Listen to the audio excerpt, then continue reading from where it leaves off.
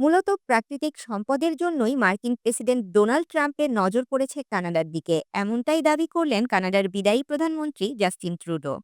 শুনছিলেন শিরোনাম, এবারে বিস্তারিত। টরন্টোয় কানাডা আমেরিকা অর্থনৈতিক বৈঠকে তিনি কথা বলেন। ট্রুডো বলেন, ট্রাম্প যে কোনো দিন ফের শুল্ক চাপিয়ে দিতে পারেন। সেই বিষয়টি এড়াতে দুই দেশের মধ্যে বোঝাপড়া থাকা প্রয়োজন। কয়েকদিন আগে কানাডার পণ্যের উপর 25% শুল্ক চাপানোর সিদ্ধান্ত আপাতত 30 দিনের জন্য স্থগিত রাখার সিদ্ধান্ত নিয়েছে আমেরিকা। ট্রুডোর দাবি, আমেরিকার বহুদিনের নজর রয়েছে কানাডার প্রাকৃতিক ও খনিজ সম্পদের দিকে। সেই সম্পদ কুক্ষিগত করতে চান ট্রাম্প, তাই সরাসরি দখলের কথা বলেছেন। এ কারণেই শুল্ক চাপিয়ে কানাডাকে অর্থনৈতিকভাবে পঙ্গু করে দিতে চাইছেন। পারস্পরিক সহযোগিতায় উন্নতির থেকে আমেরিকার কাছে দখল করাটাই সহজ মনে হয়। এদিকে কানাডার পার্লামেন্টে শিখ সিনেটর হিসেবে যোগ দিলেন বলতেজ সিং। বলতেজ রয়্যাল কানাডিয়ান মাউন্টেন পুলিশের প্রথম শিখ অফিসার ছিলেন।